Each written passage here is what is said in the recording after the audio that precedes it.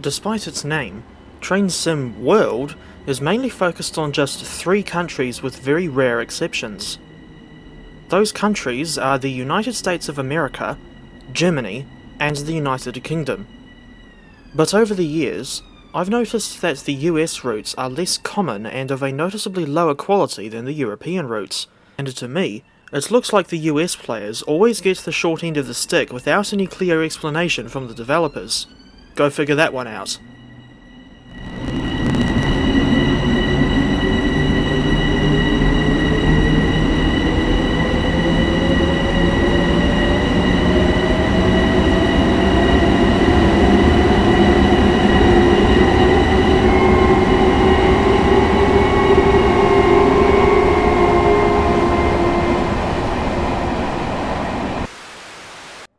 Has anyone else noticed the incredibly infrequent releases of US content after the launch of TSW3?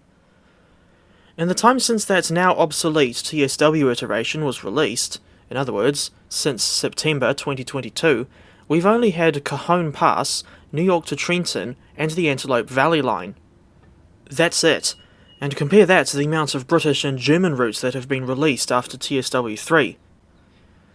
Out of the 49 routes that have been released for TSW so far, not counting the long-dead NEC New York, less than half of them are American, only 12 to be exact. Also, those 49 routes only represent 7 countries, all in Europe or North America. That is pathetic for something called Train Sim World.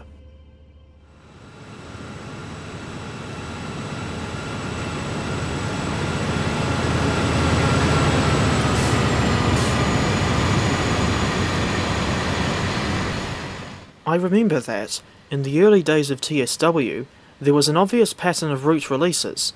It would be one US route, followed by one English and one German, and then the cycle would repeat itself.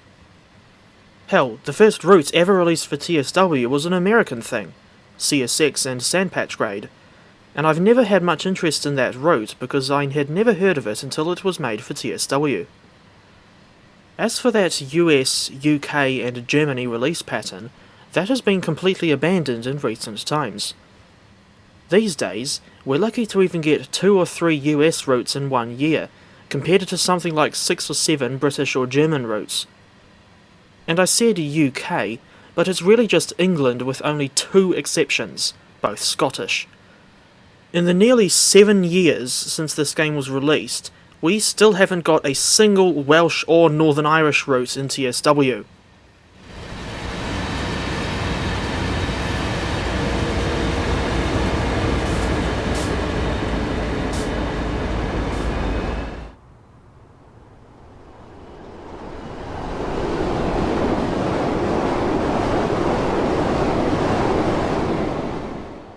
One of my ongoing issues with TSW is the often questionable route choices. Lots of routes are really short and linear, with limited replay value and service variation. One of the shining examples of an annoyingly short route is the Harlem line, as Dovetail only bothered to provide the 24-mile-long section from Grand Central to North White Plains. But that route has a silver lining in the form of its busy timetable and decent quality trains. These being the Metro-North Railroad's M3A and M7A EMUs. And on the subject of US commuter operations, I can't forget the Caltrain or Peninsula Corridor San Francisco to San Jose route. This one, though mostly linear and with awful scenery, especially around South San Francisco, is propped up by its often busy timetable, not to mention decent service variation with the addition of a Union Pacific variant of the EMD GP38-2. But then you sometimes get routes like the Antelope Valley Line and Cajon Pass, which are so long and boring that they could give the Joe Walsh song Rocky Mountain Way a run for its money. The Clinchfield Railroad is decent for the fact that it's got at least 3 branch lines, but the route only has 48 playable services in timetable mode, and of course the schedule is so bloody Spartan that I almost never go on this route. Despite the borderline non-existent timetable, I still got the Clinchfield route solely for its non-linear layout and classic motive power. The route includes the EMD F7A, F7B, and SD40 locomotives. I've only got 7 US routes in my TSW collection, namely Sandpatch Grade, Peninsula Corridor, Clinchfield Railroad, Boston Sprinter, Harlem Line, Cajon Pass, and the Antelope Valley Line. Together, this lot makes up a very small percentage of my collection compared to the British and German stuff. I used to have the New York to Trenton and Long Island Railroad routes installed as well. There's a few US routes that I still haven't got, mainly because I have little to no interest in routes focused solely on long and heavy freight trains. That includes the aforementioned Sandpatch Grade. I don't care for that sort of thing because of how difficult it is to control these trains, regardless of how many locomotives you've got on the point. Not helping the situation is the fact that none of the routes I'm referring to, namely Cane Creek, Sherman Hill, and Horseshoe Curve, have any service variation. I mean, it's understandable in the case of Cane Creek and Sherman Hill, but Amtrak also runs their Pennsylvanian passenger train over the Altoona to Johnstown section in real life, alongside the Norfolk Southern freight trains. When are we ever going to get more Amtrak rolling stock in TSW? Currently, we've only got the Acela Express, ACS 64 locomotive, Amfleet coaches, and Metroliner cab car. That's it. Even just an AEM 7 or HHP 8 locomotive as an add-on for Boston Sprinter would be good, in my books. Speaking of US passenger trains, Amtrak also features on, what I consider to be, the worst route in trains in world history, Northeast Corridor New York to Trenton. That route was an absolute nightmare, launching in an unfinished state with a linear route, criminally Spartan timetable, and stupid bugs like locomotives on AI services moving with their pantographs down. The big timetable update, which was clearly rushed to meet the TSW4 release deadline, only made the situation worse. Although it did add a much busier timetable for New Jersey Transit services, it resulted in excessive and insufferable lag/stuttering that just made the route unplayable. I've never seen problems anywhere near this bad on British and European routes, so what the hell is going on? I suggest you watch my updated New York to Trenton review for further context on why this route is so awful. I have since uninstalled it, along with the Long Island Railroad.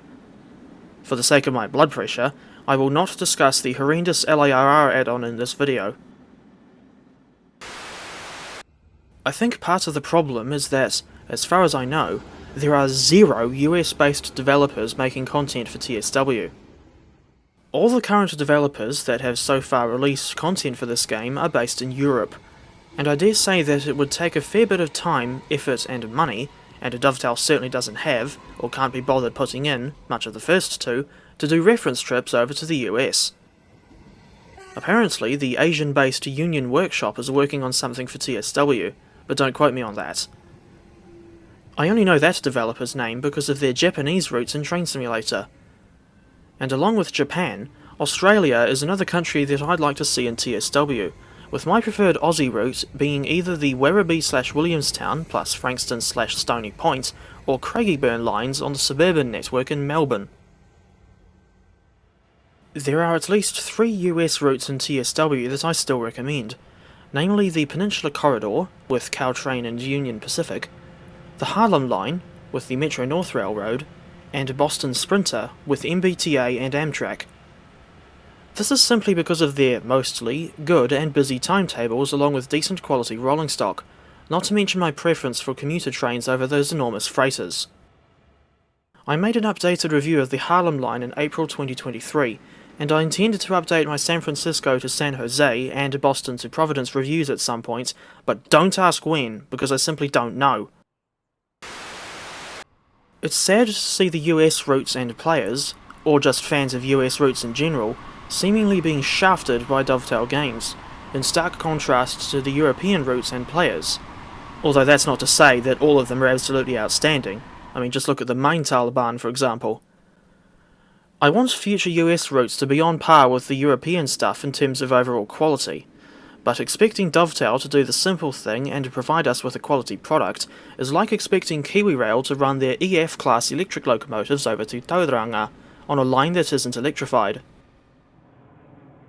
Although I'm not American myself, I don't think it's fair for the American TSW players to see their railways often depicted in such a shoddy state, especially when the developers rarely, if ever, come back and fix the bugs. Regardless of whether you agree or disagree with what I've said in this video, feel free to leave your thoughts on TSW's situation with American routes in the comments, provided that you don't resort to personally insulting anyone.